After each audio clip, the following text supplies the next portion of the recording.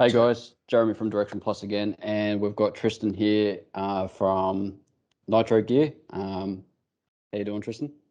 How are you? Good to be here. Thank you. Yep. So Tristan helped us out with organising some 411 gears for my HILUX, which if you are interested in watching those install videos, you can jump on our YouTube channel and watch those installs. It's two separate ones, one where we did the rear diff and one where we did the front diff. So if you're interested, jump on those and watch those. But we've got Tristan here today, and he's going to go through or hopefully run through the why we do diff ratios, because it's not a very popular thing in Australia, is it? No, it's becoming more and more popular, but it's not yet. Not a lot of people have heard of it actually. So they usually only want to replace their diff gears when they break one, which if it's a Toyota front axle, it's quite often, but otherwise they don't really see them. Yeah, because like I've obviously gone from like my factory tire size, which I believe was a 255 60/16 or something like that. I think it's like a 29-inch tire. Yep. And I've currently got 32-inch tires on there at the moment, and I want to go to 33. And one of the things I noticed, and I've been driving around on 32s for a long time, but one of the things I noticed is I couldn't drive on the beach in sand in high four. Hill starts were a lot harder with bigger tires. Obviously that puts a lot more stress on the clutch and stuff like that. So obviously re-gearing, because putting bigger tires on, like, you change the ratio of the whole drivetrain, or the final ratio. Yep. And yeah, so obviously by changing your diff gears, you bring it back to where it was stock, or pretty close to. Yeah, so your rolling diameter changes quite significantly. That firstly will throw out your speedo.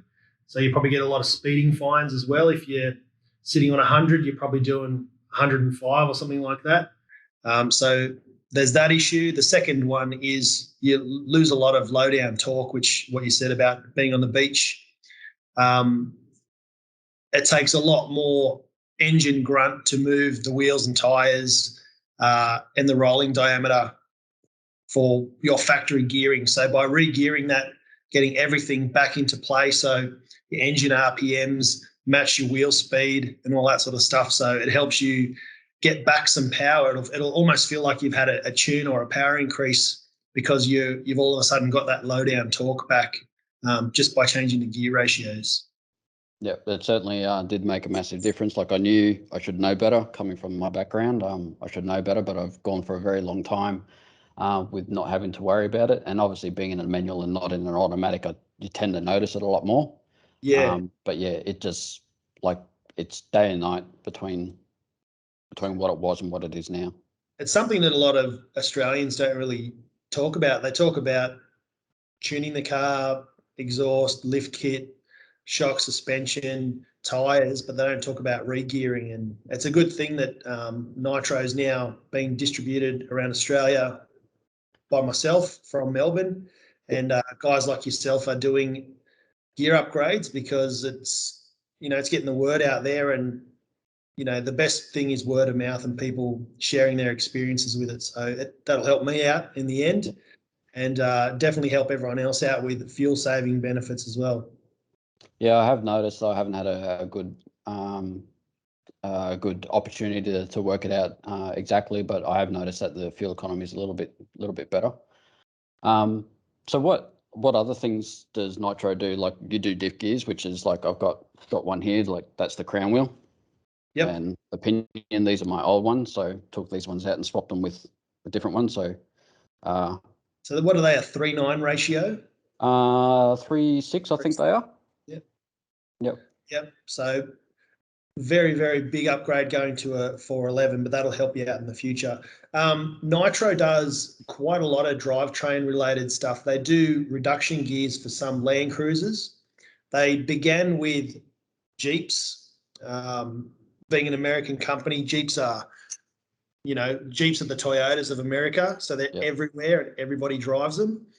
So big tyres, big lift kits. They don't have as many rules as we do in Australia. So it's not uncommon for them to run 37s is a small tyre in America, up to 42s and just ridiculous stuff. So they felt that loss of drivetrain gearing and low down torque immediately. You know, they went through everything from big V8 conversions to everything, try and get some power back, worked out to do the re-gearing. That's sort of where it all started. They went to then axles, because once they upgraded the centers, they put the air locker in, or the e-locker, or just an LSD or a spool. Next thing that goes is the axles. So they do axles which have a lifetime warranty against breakages. Then from there it was uni joints. So then they did the Excalibur uni joints, which those have the best reputation for any uni joint on the market. And from there, rear diffs, rear axles, all that sort of stuff. So they went right through all of the wear and tear items, then to bearings, to shims, to solid spaces. They've started to branch out in a few other different things at the moment. Not enough data out there to talk about them yet, but they do have a lot of other products in the making, so heaps to come. Yeah. So they're and obviously they're not like Nitro Gear is an American company, but they obviously there's a lot of Australian delivered style vehicles which get delivered to America. So obviously your product offering is not just Jeeps. No, not at all. So Toyotas are very hugely popular in America as well. Not like they are here, but probably after the Jeep, it's Toyota. So they've got the full range of Toyota gear from back to 40s and 60s all the way up to 200s, and I'm sure we'll be getting straight onto the 300s when they come out. HILUXes have been in America since day dot, so they've got all of those sorted out. They were the first guys to produce the current model. They call them a Tacoma in America, so they were the first guys to do gears for the current model HILUX in all different ratios. They do all the drag racing stuff, Ford 9-inch, 10-inch, and some custom billet stuff as well. And then GM, Corvettes, Camaros, all the usual, but that crosses over to the Australian Commodore range. And then we've got Nissan Patrol, which is hugely popular here in Australia with the H233B gear set.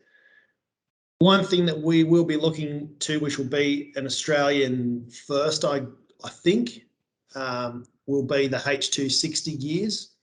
A lot of talk about when we're going to be doing that, etc. So it's something that's right at the top of our list. And once we get a couple more months under our belt here distributing around Australia, we'll get onto custom gear ratios for H260, something bigger, stronger, in a lot more variable ratios. So that'll probably all the hardcore patrol lovers out there will be all over that. There's some pretty hardcore patrol lovers out there, that's for sure. Yeah, so like Nitro Gear, they do pretty much everything driveline for the transfer case back. And like I obviously haven't been running it very long, but the install was pretty straightforward as far as installing diffs, and obviously you have all the master rebuild kits as well. Which I liked because they had all the adjustment shims in it, and it's very hard to adjust the pinion height and the backlash without those shims. So it was good that they were included.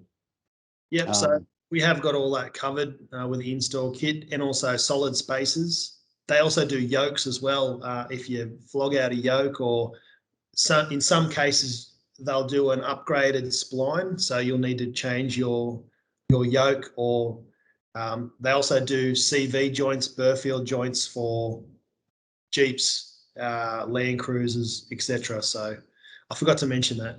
Yeah, no, all good, cool. So there's nothing else you wanted to add from Nitro or anything?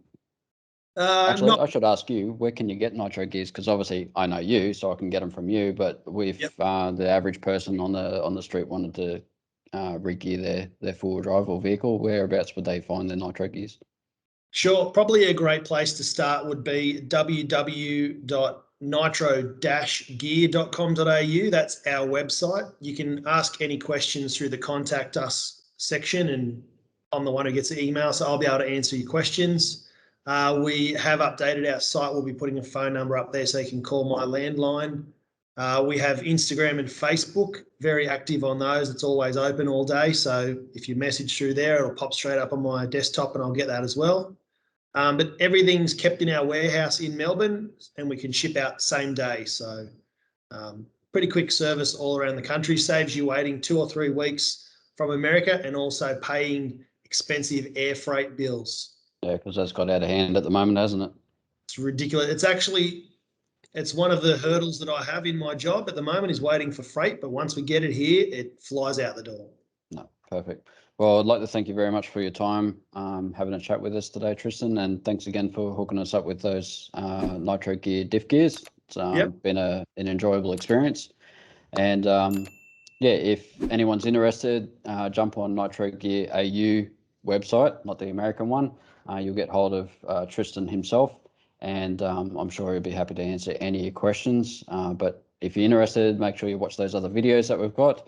Nitro AU have their own YouTube channel as well, which they're doing a bunch of stuff on, and obviously all Nitro Gear related stuff. So thanks again, Tristan. It's been awesome having you. Thank you. Thanks for using Nitro Gears, and yeah, we'll keep in touch, mate. Thanks No heaps. dramas. Thanks, Tristan. See ya.